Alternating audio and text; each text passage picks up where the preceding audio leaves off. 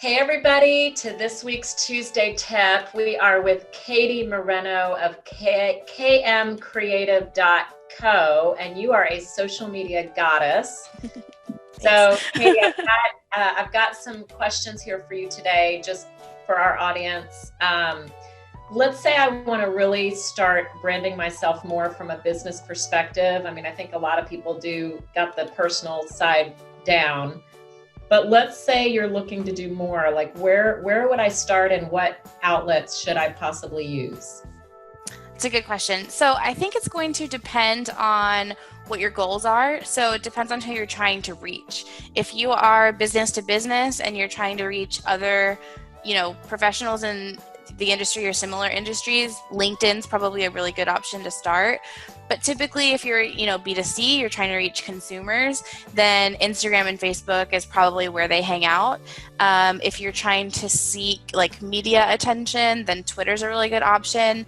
So I think it kind of takes, you need to take a step back and determine what your goals are and who you're trying to reach and where that target audience is, and then meet them there on that platform, because each one's a little bit different.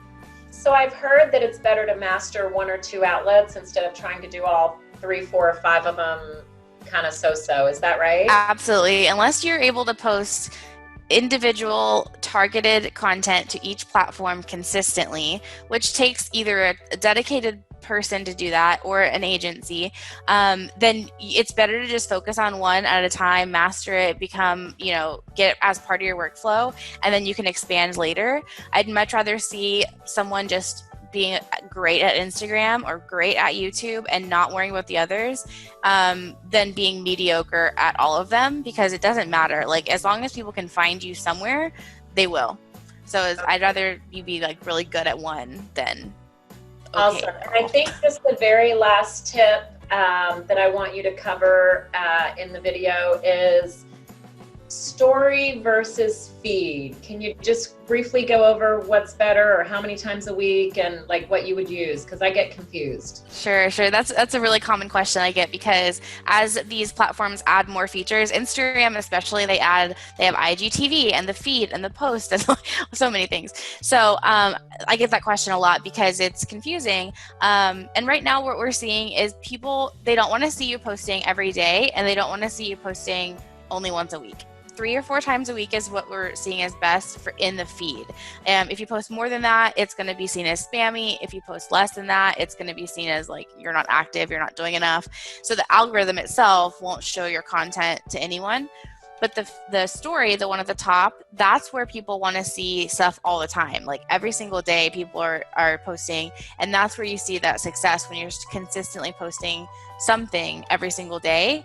But that can be a little daunting. So I'll also say that content is very relaxed. It is behind the scenes, just everyday documentation of your process. It's not like sitting there and creating new content for that specific channel. It's just, as you're doing your everyday thing, you're living your life, you're putting a yard sign in a front yard, you're meeting with a client, you're having lunch with a client, whatever, you're documenting that on the story. So people have that like behind the scenes view into what it's like to work with you. It's kind of like reality TV. Like you get to see behind the scenes of someone's life. Okay, cool. Awesome. Successful. Well, thank you so much. And to reach you how do we reach you if we want some help? kmcreative.co is our website.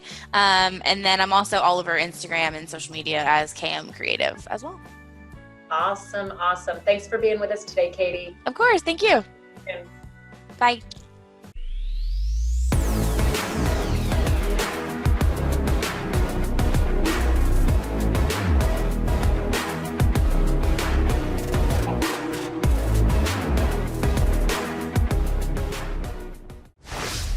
Legacy Mutual Mortgage is an equal housing opportunity lender. The opinions expressed here do not reflect those of Legacy Mutual Mortgage.